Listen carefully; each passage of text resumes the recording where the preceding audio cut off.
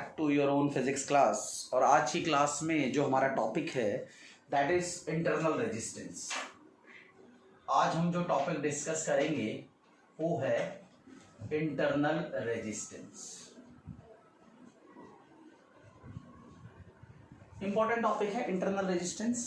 देखो, internal resistance की बात जब हम बात करते हैं कि भाई इंटरनल रेजिस्टेंस है क्या, तो हमारे दिमाग में सबसे पहले बात आ जाती है सेल या बैटरी। सेल और बैटरी ये क्या है? इंटरनल रेजिस्टेंस के सोर्स हैं। मतलब ये वो सोर्स हैं जो एनर्जी के हैं और ये वो सोर्सेज हैं जिनमें इंटरनल रेजिस्टेंस अवेलेबल होगा। वैसे इंटरनल रेजिस्टेंस हर सोर्स में होता है, पर हम यहां बात कर रहे हैं सेल और बैटरी। जब हम सेल और बैटरी की बात करते हैं तो इन दोनों में क्या है, इन दोनों को बोलते क्या है? ये क्या है? Source of energy. Source of energy है। जो ये सेल और बैटरी है इनमें थोड़ा सा फर्क है, वो तो आपको पता ही है कि भाई सेल जो है वो एक सिंगल यूनिट है, और जब कई सारे सेल्स, दो या दो से ज्यादा सेल्स को जब आप जोड़ दोगे तो बैटरी बनेगी। यानी cell is a single unit and battery is a combination of units. यानी दो से ज्यादा सेल को जोड़ दो, दो या दो से ज्यादा, तो आपको बैटरी मिल जाएगी। और बेसिकली सेल और बैटरी क्या है? Source of energy. ये हमें एनर्जी प्रोवाइड करते हैं। और इनमें दो चीजें होती है सेल और बैटरी में। जब हम एनर्जी लेते हैं उसमें दो बातें हमने पढ़ी थी। एक तो हमने ईएमएफ पढ़ा था और दूसरा हमने पढ़ा था वोल्टेज। वोल्टेज जिसको आप लोग टर्मिनल पोटेंशियल भी कह रहे थे, टर्मिनल पोटेंशियल, या हम लोग इसको पोटेंशियल डिफरेंस भी कह रहे थे। ये है सेल के अंदर ईएमएफ या टर्मिनल पोटेंशियल या वोल्टेज। अब आप देखो, मैंने क्या किया, मार्केट गया और एक सेल परचेज करके लाया 2 वोल्ट का। शॉपकीपर ने जो पैसे मांगे वो 2 वोल्ट का मैंने दे दिया, और 2 वोल्ट का एक सेल लगा करके मैंने यहां पर एक बल्ब ग्लो कराया, जिसमें से यहां से 2 वोल्ट, और मान लो इसका रेजिस्टेंस जो था वो 10 ओम था। तो जब मैं करंट कैलकुलेट करूंगा आई दैट विल बी कितना होना चाहिए? V/R। यहां पर V की जगह मान लो मैंने ईएमएफ ही खरीदी है, 2 वोल्ट की खरीदी है, तो मैं क्या करूंगा 2/10। तो मेरे हिसाब से 0.2 एम्पियर करंट फ्लो करनी चाहिए, क्योंकि मैं तो 2 वोल्ट का खरीद के लाया हूं। पर जब मैं यहां पर वोल्ट मीटर लगाता हूं, ये वोल्ट मीटर कनेक्ट करता हूं, तो मैं देखता हूं कि मुझे यहां पर 2 वोल्ट नहीं मिलता, मुझे मिलता है 1.5 वोल्ट। ये क्या हुआ? लगाया 2 वोल्ट, मिला 1.5 वोल्ट। इसके पीछे क्या कारण है? इसके पीछे कारण है इस सेल का खुद का रेजिस्टेंस, जिसको हम कहते हैं इंटरनल रेजिस्टेंस। इंटरनल रेजिस्टेंस हर एक व्यक्ति के अंदर, हम अगर अपनी प्रैक्टिकल लाइफ को भी देखें तो हमारे अंदर, हर एक व्यक्ति के अंदर इंटरनल रेजिस्टेंस है। हम कोई काम करते हैं, उस काम को करने में हमारे माइंड में बड़ी सारी बातें आ जाती है। थोड़ा खाना खा लेते हैं, थोड़ा घूम लेते हैं, थोड़ा फ्रेंड से बात कर लेते हैं। ये सब इंटरनल रेजिस्टेंस ही तो है, हमारी खुद की ही तो प्रॉब्लम है जिसकी वजह से हम अपना आउटपुट नहीं दे पाते। ऐसा ही यहाँ पर भी होता है। सेम चीज सेल और बैटरी जो मैन्युफैक्चरर ने बनाई, जिस बनाने के बाद उसने कहा कि you can draw 2 volt from it, but when we measure it comes 1.5 volt. इसका मतलब कोई ना कोई प्रॉब्लम है, सेल और बैटरी कुछ ना कुछ खा रहा है। यानी 0.5 वोल्ट जो है वो लॉस हुआ है, वो ड्रॉप हुआ है पोटेंशियल का इसके अक्रॉस। और पोटेंशियल का ड्रॉप तभी होगा जब रेजिस्टेंस होगा। इसका मतलब सेल और बैटरी के खुद के अंदर भी रेजिस्टेंस होता है। तो जब हम बात करते हैं इंटरनल रेजिस्टेंस की, अगर हम बात करें, अगर कोई हमसे बोले कि भाई इंटरनल रेजिस्टेंस बताओ, तो internal resistance is resistance offered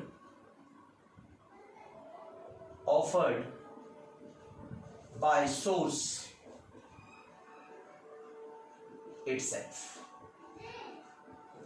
ये जो सोर्स है वो अपनी वजह से जो रेजिस्टेंस ऑफर करता है उसको हम इंटरनल रेजिस्टेंस कहते हैं। खुद की प्रॉब्लम की वजह से रेजिस्टेंस ऑफर होता है। एक एग्जांपल समझो, हमारे स्कूल में यूनिट टेस्ट हो रहा है, हमें पता है कल यूनिट टेस्ट है, पर हमने ठीक से पढ़ाई नहीं की। अगले दिन हमने यूटी दिया, पता चला कि हमारे 20 में से 7 मार्क्स आए हैं, और जो हमारे क्लास का जो टॉप स्कोरर था ही गॉट 15। हमारे माइंड में बात आती है, यार हमने तो ठीक से पढ़ाई की नहीं थी, पर फिर भी हमारे 7 मार्क्स आ गए।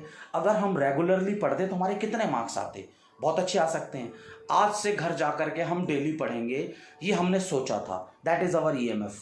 पर हम घर जाते हैं, घर जाने के बाद घर जाते ही थोड़ा सा थक जाते हैं, तो हम सोचते हैं अभी खाना खा लेते हैं, थोड़ा रेस्ट कर लेते हैं, थोड़ी देर बाद पढ़ेंगे। ऐसे करते करते 4-5 बज जाते हैं। 4-5 बजे के बाद या तो हमें किसी कोचिंग जाना होता है या खेलने का मन कर देता है, तो हम कहते हैं चलो खेल लेते हैं थोड़ा, उसके बाद पढ़ लेंगे। फिर जब हम वापस आते हैं खेल के या कोचिंग की क्लासेस अटेंड करके, तो फिर हम फिर थक जाते हैं और सोचते हैं यार अब तो खाना वाना खाते हैं, फिर थोड़ी देर बाद देखते हैं, थोड़ा सा टीवी देख लेते हैं। फिर हम टीवी या मोबाइल या लैपटॉप लेके अपना कुछ थोड़ा सा टाइम और पास करते हैं कि भाई चलो थोड़ा सा रिलैक्स कर लें। पर वो रिलैक्स करते करते रात में फिर डिनर का टाइम हो जाता है, खाना खाते हैं, फिर अगले दिन सुबह स्कूल जाना होता है, फिर हम सो जाते हैं। और जब दोबारा टेस्ट होते हैं तो कहानी जहाँ से शुरू हुई थी वहीं पर आ जाती है। यानी ये सब किसकी वजह से हुआ? इंटरनल रेजिस्टेंस की वजह से। तो जो सोर्स खुद रेजिस्टेंस ऑफर करता है उसको हम इंटरनल रेजिस्टेंस कहते हैं। अब जब हम सेल की बात करते हैं, जब हम सेल या बैटरी की बात करते हैं,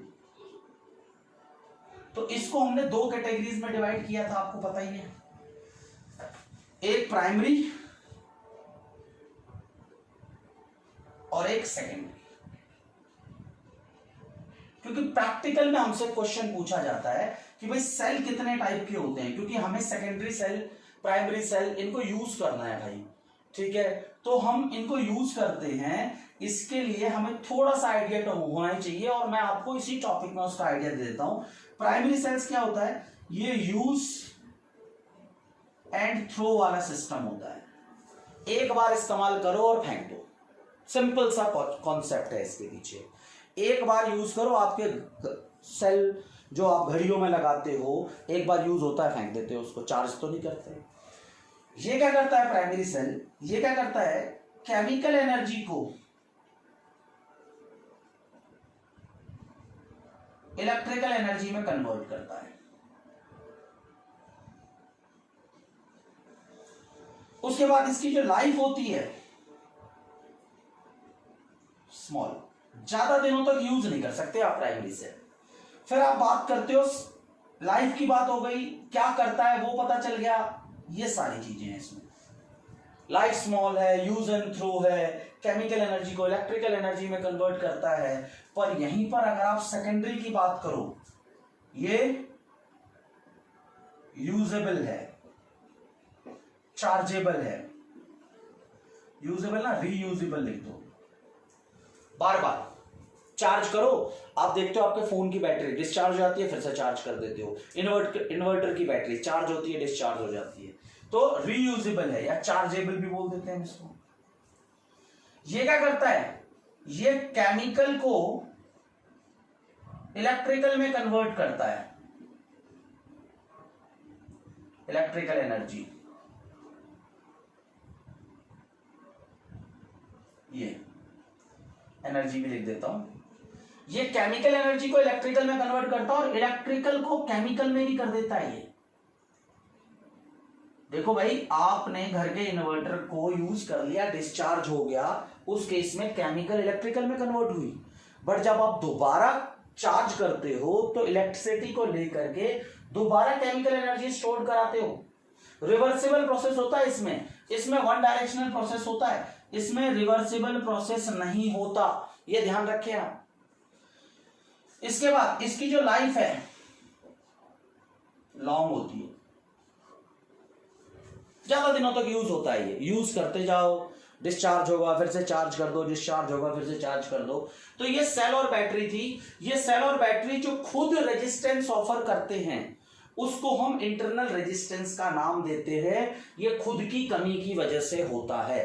अब जब हम बात कर रहे हैं सेल और बैटरी की, तो देखो जो खुद की वजह से जो रेजिस्टेंस है, तो हम देखते हैं कि सेल और बैटरी के अंदर ऐसा क्या है कि वो खुद रेजिस्टेंस ऑफर करने लगता है। सोचने वाली बात है कि भाई खुद रेजिस्टेंस ऑफर कर रहा है, उनके अंदर ऐसा है क्या। देखो क्या है, ये आपके पास मान लो एक सेल है, पढ़ा हुआ अपने केमिस्ट्री में बहुत। सेल के अंदर अगर आप मेनली कंपोनेंट की बात करो तो इसमें एक तो होता है इलेक्ट्रोलाइट। यहां इलेक्ट्रोलाइट डालते हैं, या आपने इलेक्ट्रोलाइट डाला, यहां रॉड्स डली होती हैं, ये रॉड्स हैं, इसमें एक रॉड पॉजिटिव और एक रॉड नेगेटिव, और इनको हम इलेक्ट्रोड्स कहते हैं। जो पॉजिटिव होता है आप जानते हो उसको एनोड कहते हैं हम लोग, और जो नेगेटिव होता है वो जानते हो आप कैथोड कहते हैं उसको, कैथोड। आयंस जो होते हैं, मान लो पॉजिटिव आयन है, वो इधर की तरफ फ्लो करते हैं और इलेक्ट्रॉन यहां से यहां फ्लो करता है। ये तो इंटरनल स्ट्रक्चर है, हम ज्यादा इंटरनल स्ट्रक्चर की तरफ नहीं जा रहे।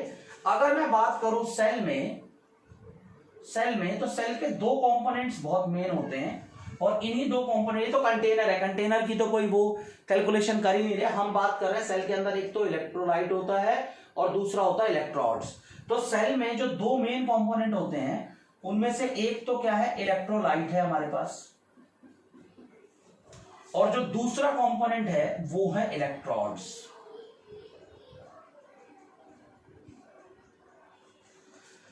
ये इलेक्ट्रोलाइट और इलेक्ट्रोड्स है, तो नेचुरल सी बात है, ये जो इंटरनल रेजिस्टेंस है वो इन्हीं की वजह से होगा। अब है क्या, ये जो इलेक्ट्रोलाइट है ना, ये इलेक्ट्रोलाइट ये भी रेजिस्टेंस ऑफर करता है। देखो रेजिस्टेंस ये भी ऑफर करेगा,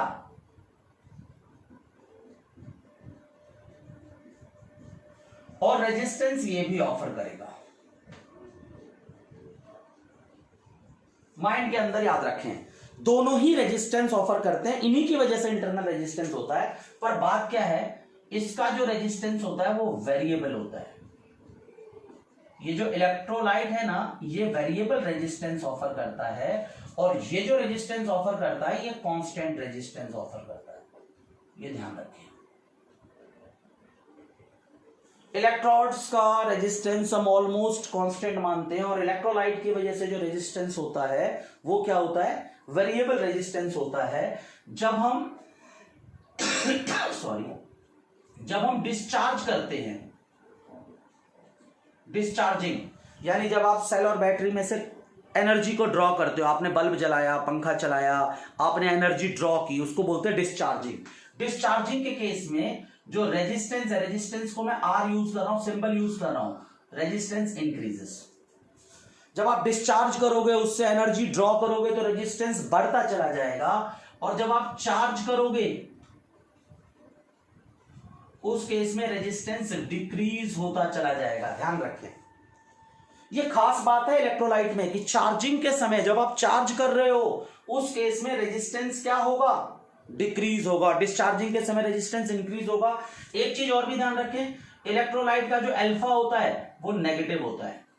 अल्फा मतलब टेम्परेचर कोफिशिएंट ऑफ रेजिस्टिविटी और रेजिस्टेंस, यानी कि टेम्परेचर बढ़ाने से रेजिस्टिविटी क्या होती है, डिक्रीज, कंडक्टिविटी क्या होती है, इंक्रीज। इलेक्ट्रोलाइट के केस में वो हम डिस्कस कर चुके हैं, इनका अल्फा नेगेटिव होता है, और आयंस में डिसोशिएट होते हैं, ये भी याद रखना। पर इससे कोई फर्क तो नहीं होता, डिसोशिएटेड इनटू आयंस। ये तो मैं आपको इलेक्ट्रोलाइट की प्रॉपर्टी बता रहा हूं, वाइवा में आपसे पूछ भी लेते हैं क्वेश्चन। पर मेन बात क्या है कि इनका जो रेजिस्टेंस होता है वो वेरिएबल होता है, और इलेक्ट्रोड्स का जो रेजिस्टेंस होता है वो कांस्टेंट होता है। इतना आप बड़े अच्छे तरीके से याद रखें। इसके बाद ये जो इंटरनल रेजिस्टेंस है, इनको कौन कौन से फैक्टर्स, अभी तक तो हमने ये पढ़ा ना कि भाई इंटरनल रेजिस्टेंस होता किसकी वजह से है। सेल और बैटरी के खुद के अंदर खुद की जो प्रॉब्लम होती है, खुद का जो इलेक्ट्रोलाइट होता है, खुद का जो इलेक्ट्रोड होता है, वो आयंस के फ्लो में रुकावट क्रिएट करते हैं, जिसकी वजह से उसका इंटरनल रेजिस्टेंस होता है। अब हम बात करते हैं फैक्टर्स अफेक्टिंग इंटरनल रेजिस्टेंस। भाई कौन कौन से फैक्टर हैं जो इंटरनल रेजिस्टेंस को इफेक्ट करते हैं, जिसकी वजह से इंटरनल रेजिस्टेंस चेंज होता है। जो पहला फैक्टर है वो क्या है, वो है एरिया ऑफ प्लेट्स या इलेक्ट्रोड्स कह दो। ये जो इलेक्ट्रोड्स है इनका एरिया, ठीक है। एरिया जितना ज्यादा होगा, प्लेट्स जितनी ज्यादा होगी, आयंस उतने ज्यादा कलेक्ट होंगे। जितने ज्यादा कलेक्ट होंगे उतना ज्यादा क्या होगा, उतना ज्यादा करंट फ्लो करेगा, यानी रेजिस्टेंस उतना कम होगा, यानी internal resistance inversely proportional to area. पहला फैक्टर, एरिया ज्यादा होगा इंटरनल रेजिस्टेंस कम होगा, सिंपल बात। दूसरी बात, टेम्परेचर ऑफ इलेक्ट्रोलाइट।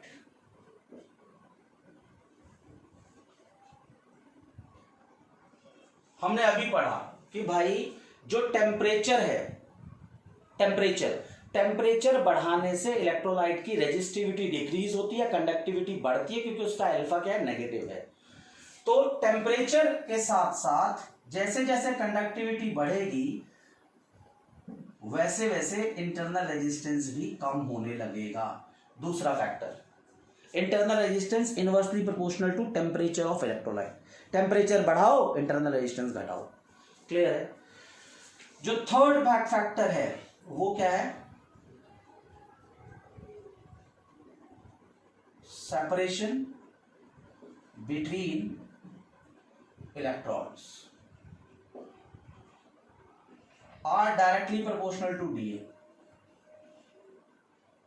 सेपरेशन जितनी दूर होंगी प्लेट्स, इंटरनल रेजिस्टेंस उतना ज्यादा होगा। जितनी पास होंगी इंटरनल रेजिस्टेंस उतना कम होगा।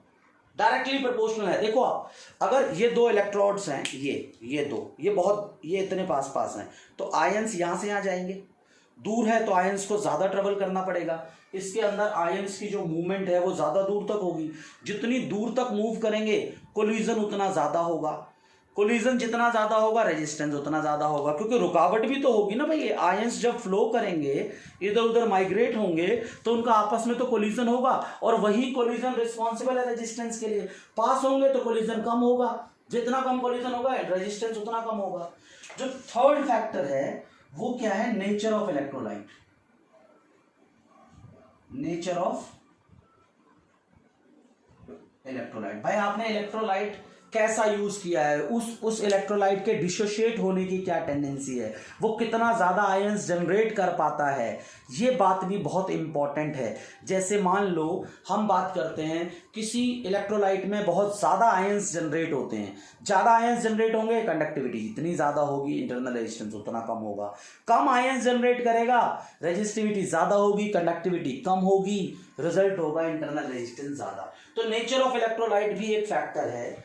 इसके बाद वाला जो फैक्टर है वो क्या है, कंसंट्रेशन ऑफ इलेक्ट्रोलाइट।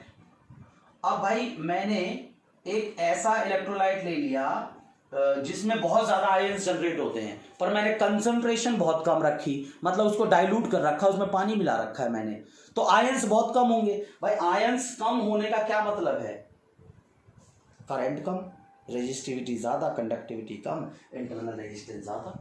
तो इंटरनल रेजिस्टेंस इस बात पे भी डिपेंड करता है कि इलेक्ट्रोलाइट की कंसंट्रेशन कितनी ज्यादा है।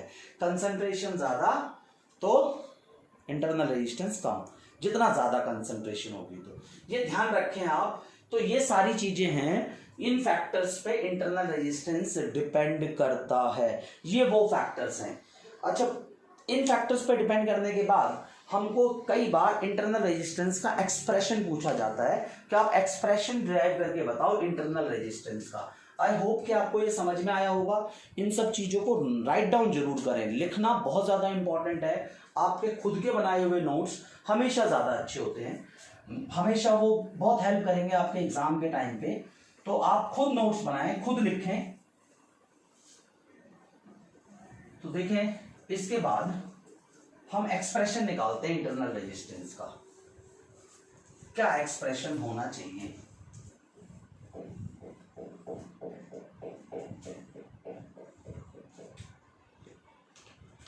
देखो, अब ये आपके पास मान लो एक एक्सटर्नल रेजिस्टेंस है,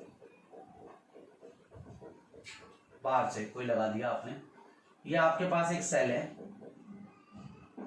ये की लगा दी मैंने। अच्छा, इसका जो इंटरनल रेजिस्टेंस है आपको बताया, आर जो है वो इंटरनल रेजिस्टेंस है।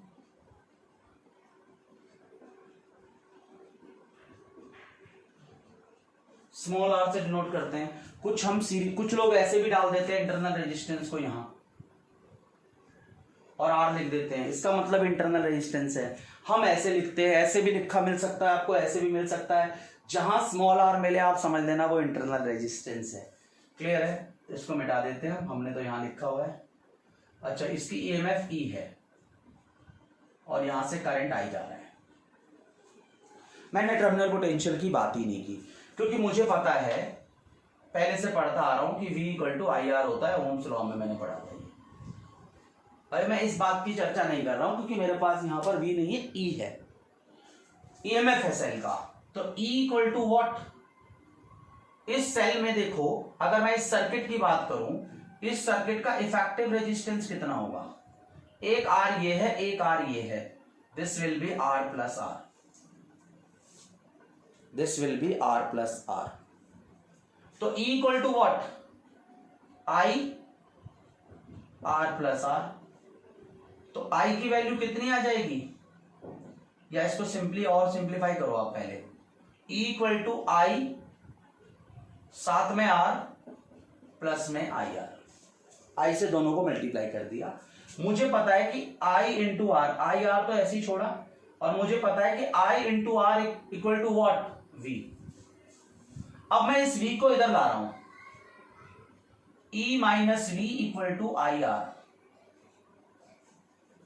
इसके बाद वाला स्टेप देखो, मैं इस I को इसके अपॉन में लेके जा रहा हूं, E minus V by I equal to small r. अब मैं इसको E minus V divided by I जो एक्सप्रेशन था, इसको R से मल्टीप्लाई कर रहा हूं, R से डिवाइड कर रहा हूं, R। इसके बाद देखो, this and this I R becomes V, तो this will become E minus V by V, and ये R एज इट इज आ जाएगा। This is my small r. तो small r equal to E upon V minus 1 into R. ये expression मेरे पास किसका आ गया? इंटरनल रेजिस्टेंस का। ये ध्यान रखिए, ये इंटरनल रेजिस्टेंस है। और ये एक्सप्रेशन आपसे पूछा जाता है कि डिराइव द एक्सप्रेशन, डेफिनेशन भी और डेरिवेशन भी। ये जो इंटरनल रेजिस्टेंस है, याद रखना, it always increases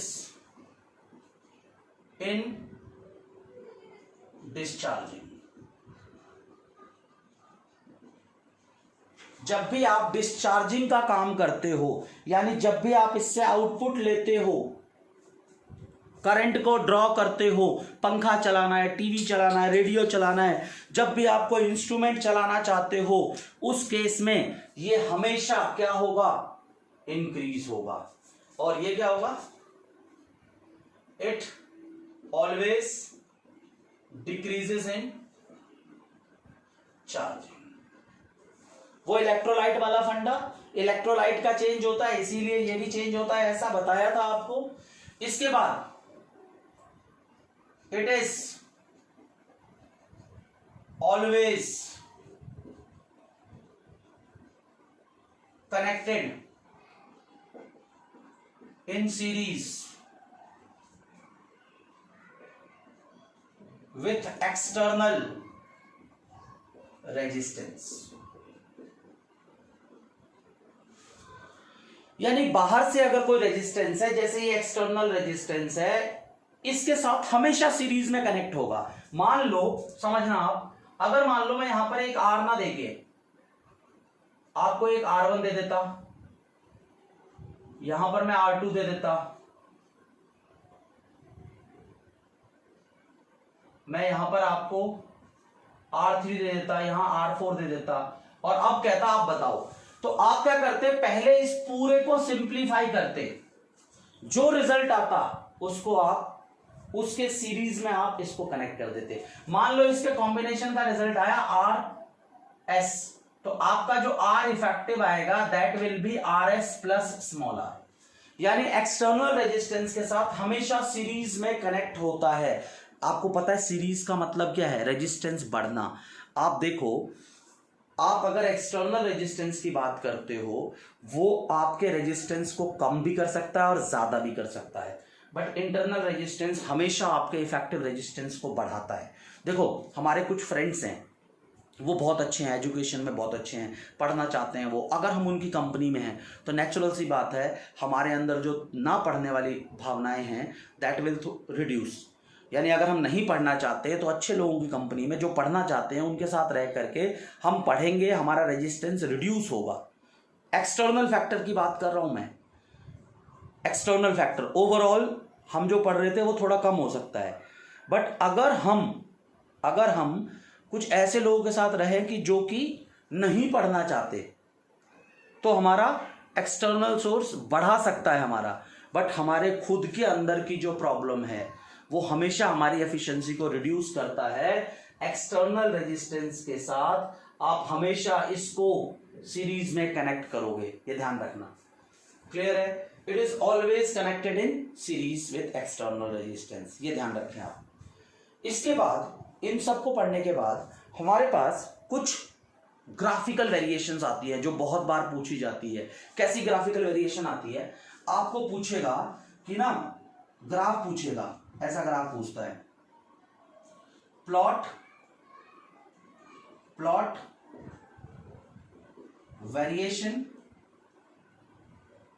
variation between E and R, यानी ईएमएफ और रेजिस्टेंस के बीच का वेरिएशन बनाओ। ईएमएफ और रेजिस्टेंस, देखो हमें एक चीज तो पता है कि हम रेजिस्टेंस बाहर से कितना भी बढ़ा दें, ईएमएफ पे क्या फर्क पड़ेगा। आपने यहां पर ईएमएफ नहीं लगाई, यहां आप 10 ओम लगा दो, 20 ओम लगा दो, 50 ओम लगा दो, इस पे क्या फर्क पड़ेगा? कोई फर्क नहीं पड़ेगा। भाई मेरे पास एक 2 वोल्ट की बैटरी है और मैं 100 वॉट का बल्ब उससे कनेक्ट करूं, उस बैटरी पे क्या फर्क पड़ेगा? फर्क तो बल्ब को पड़ना है, बैटरी को थोड़ा पड़ना है। अगर आप ज्यादा पावर का बल्ब ले आओगे, ग्लो ही नहीं करेगा वो, उसका रेजिस्टेंस इतना ज्यादा हो जाएगा। फर्क पड़ेगा बल्ब को, बैटरी को फर्क नहीं पड़ेगा, बैटरी की ईएमएफ तो कांस्टेंट रहेगी। तो यानी कि अगर आप एक्सटर्नल रेजिस्टेंस कितना भी बढ़ा दो, क्या होगा? ईएमएफ में कोई चेंज नहीं आएगा, constant. EMF is independent from external resistance. पहला ग्राफ ध्यान रखिए आप। जो दूसरा ग्राफ आपको पूछता है वो आपको बोलेगा कि आप ग्राफ बना के बताओ V और R के बीच का, वोल्टेज और रेजिस्टेंस के बीच का, ये वाला ग्राफ बना के बताओ। देखो हमने क्या पढ़ा है, हमने पढ़ा है कि V इक्वल टू IR होता है, ये पढ़ा हमने ओम्स लॉ में। यहां से देखो I की वैल्यू यहां से निकाल लेते हैं। देखो यहां से इस जगह से I की वैल्यू निकालो, I equal to E by R plus R। यहां देखो E by R plus R, साथ में R। तो देखो डायरेक्टली प्रोपोर्शनल तो है बट साथ में ही कुछ कांस्टेंट भी है इसमें, मल्टीप्लाइड में। तो ये ग्राफ कुछ ऐसा जाएगा। और जब आप यहां देखोगे, इसको यहां से यहां ट्रेस करोगे, इस वोल्टेज की जो मैक्सिमम वैल्यू हो सकती है वो E हो सकती है। ये मैक्सिमम है, V maximum equal to E, और ये मैंने प्लॉट किस किस के बीच का बनाया है, V और R के बीच का। इसके बाद आपको क्या कहा जा सकता है, इसको स्क्रीन को पॉज करके राइट डाउन करें। इसके बाद जो हमारी वेरिएशन आ सकती है,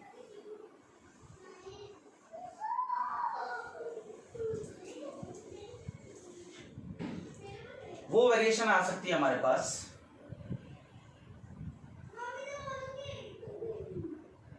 V और I के बीच का। देखो यहां से V equal to E minus I R, इससे आप क्या लिख सकते हो, V equal to minus R I plus E लिख सकते हो। हमने एक पढ़ा था कि y equal to m x plus c, straight line की इक्वेशन में यहां पर ये जो m होता है, अगर ये y एक्सिस हो और ये x एक्सिस हो, तो यहां देखो ये y है, ये x है और ये m है, तो इस ग्राफ में अगर मैं इनका ग्राफ बनाऊं तो देखो स्ट्रेट लाइन की इक्वेशन आ रही है, तो ग्राफ तो स्ट्रेट लाइन ही बनेगा, पर शेप ऐसी इसलिए बनी क्योंकि इसका स्लोप जो है वो माइनस आर है। इस ग्राफ का जो स्लोप है दैट इज माइनस आर, और ये जो मैक्सिमम वैल्यू है ये आपकी ई है। ये है आपका किस किस के बीच का ग्राफ, V और I के बीच का ग्राफ, ध्यान रखें। और इस ग्राफ का स्लोप क्या है, स्लोप क्या है, माइनस आर, ध्यान रखिए। क्लियर। इसके बाद जो आपको फोर्थ ग्राफ कहेगा, वो फोर्थ ग्राफ आपको कह सकता है that is the graph between current and external resistance. भाई ईएमएफ पे तो फर्क पड़ता नहीं है, बट हमें पता है करंट का फॉर्मूला क्या होता है, I equal to E by R plus R, inversely proportional है, ऐसा ग्राफ आएगा।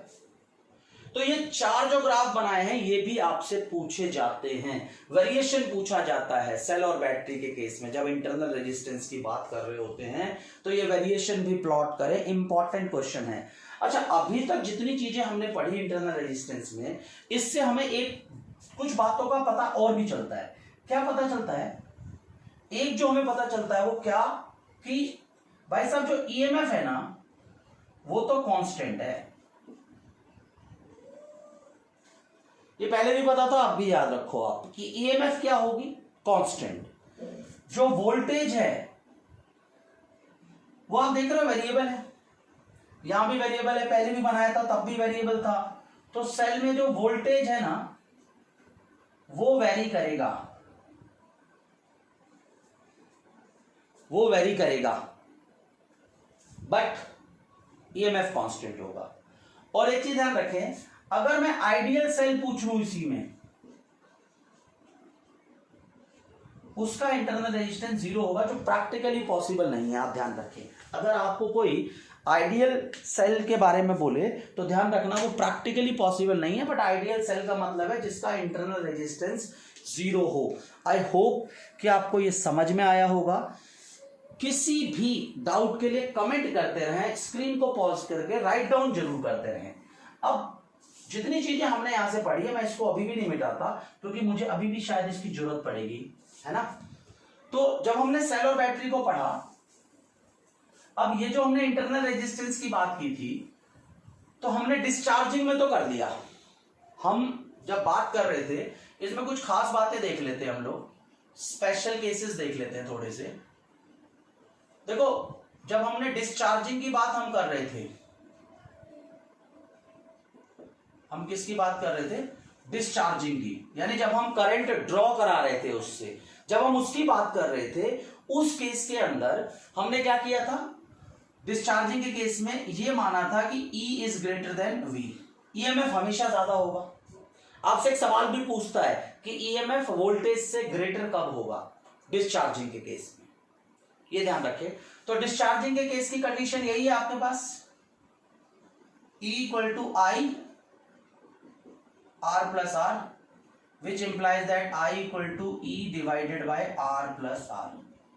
और इस केस में जो पावर है वो आप जानते हो VI, तो आउटपुट में जो पावर मिलेगी आपको वो क्या मिलेगा, पावर, यहां देखो, अच्छा आई तो मिल गया यार, यहां से v की वैल्यू निकाल लो, छोड़ो इस जगह से निकालो v की वैल्यू, कहाँ है ये रहा, v equal to E minus I R, ये निकालो ई माइनस आई आर। जब आप डिस्चार्ज कर रहे हो उस केस में जो आपके पास पावर मिलेगी आउटपुट के अंदर वो ये मिलेगी, this is output power in case of discharging. ठीक है, अगर आप चार्ज कर रहे हो तो उस केस में V ग्रेटर देन E होता है। अब तो सवाल पूछेगा कि क्या टर्मिनल पोटेंशियल कभी ईएमएफ से ग्रेटर हो सकता है? बिल्कुल हो सकता है जब आप चार्ज कर रहे हो। क्यों? क्योंकि आप 5 वोल्ट की बैटरी जो है उसको चार्ज करने के लिए अगर आप 5 वोल्ट या उससे कम लगाओगे तो सेल का और बैटरी का अपना खुद का इंटरनल रेजिस्टेंस भी होता है, वो चार्ज नहीं कर पाएगा। सपोज करो, मैं बताता हूँ, आपने, ये बंदा X है, ये बंदा Y है, मैंने इस X को 500 रुपीज दिया और बोला इस Y तक पहुंचा के आओ, this is X, this is Y, और मैं थर्ड पर्सन, मैंने इसको 500 दिया और मैंने कहा आप इस तक पहुंचा के आओ। सोचो, इसको यहां से यहां तक ट्रेवल करने में इसके खुद के भी तो एक्सपेंसेस होंगे, तो क्या ये पूरा 500 दे पाएगा? नहीं दे पाएगा, क्योंकि मैंने तो 500 ही दिए हैं इसको और बोला इसको आप पहुंचा के आओ। अगर ये व्हीकल से जा रहा है, बस से जा रहा है, इसके खुद के भी खर्चे हैं, तो वो खर्चा काट के ही तो इसको देगा। तो अगर 5 वोल्ट को चार्ज करना है और आप यहां से 5 वोल्ट ही दे रहे हो तो इस सेल के अंदर खुद की भी तो इंटरनल रेजिस्टेंस है, तो वो पूरी तरह से चार्ज नहीं हो पाएगा, तो उससे ज्यादा वोल्टेज लगानी पड़ेगी। उस केस में जो E होता है that is I capital R minus small r, क्योंकि डिस्चार्ज, मैंने बताया था चार्जिंग के केस में जो इंटरनल रेजिस्टेंस है वो डिक्रीज हो जाती है, कम होना स्टार्ट करती है, नेगेटिव का निशान। इससे क्या होगा, IR माइनस IR, तो V equal to what, E plus IR, तो पावर कितना, E plus IR into I। यानी जब आप चार्ज कर रहे होते हो उस केस में पावर कंजम्पशन ज्यादा हो जाती है। तो इसीलिए कुछ लोग सोचते हैं अच्छा हमारे घर में इन्वर्टर है, पूरी तरह से चार्ज है, कोई बात नहीं, हम पावर बंद कर देते हैं और इन्वर्टर से बिजली चला लेते हैं, हमारी बिजली बच जाएगी। पर ध्यान रखना, जितनी पावर आप घर में यूज करोगे डिस्चार्जिंग में, उस बैटरी को चार्ज करने में उससे ज्यादा पावर ले लेगा आपसे, तो आपका बिल पहले से ज्यादा आएगा, कम नहीं आएगा। तो ध्यान रखें, चार्जिंग के केस में पावर कंजम्पशन बढ़ जाती है डिस्चार्जिंग के कंपैरिजन में, ये ध्यान रखें। इसके बाद अब हमें इसकी ज्यादा जरूरत है नहीं, तो जो हमारे पास नेक्स्ट है वो हमारे पास क्या है, शॉर्ट सर्किट। आपसे पूछेगा कि भाई शॉर्ट सर्किट अगर कर दें तो क्या होगा, शॉर्ट सर्किट। शॉर्ट सर्किट के केस में क्या होगा, जब शॉर्ट सर्किट करते हैं यानी दोनों को डायरेक्ट जोड़ दिया टर्मिनल्स को, तो उस केस में R तो 0 हो जाएगा शॉर्ट सर्किट में। शॉर्ट सर्किट के केस में R 0, यहां से R 0, तो I इक्वल टू वॉट, उस केस में करंट निकालने को बोले तो E बाय R आ जाएगा। कई बार बोलते हैं शॉर्ट सर्किट करंट निकाल के बताओ सर्किट के अंदर, तो दैट इज सेल के केस में, बैटरी के केस में शॉर्ट सर्किट करंट निकालनी है तो ईएमएफ को इंटरनल रेजिस्टेंस से डिवाइड कर लो।